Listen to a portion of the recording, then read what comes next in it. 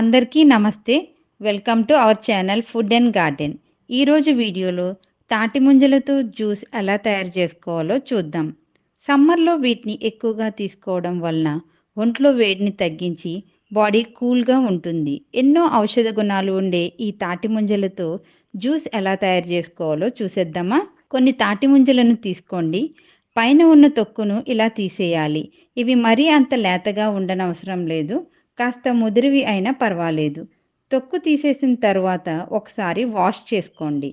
ఒక mixie jar తీసుకొని దానిలోకి తాటి ముంజలను వేసుకొని, అలాగే స్వీట్‌నెస్‌కి తగ్గట్టుగా 3 స్పూన్ల పంచదార, చల్లని కోకోనట్ వాటర్‌ని యాడ్ చేసుకొని మిక్సీ పట్టుకోవాలి. అంతేనండి.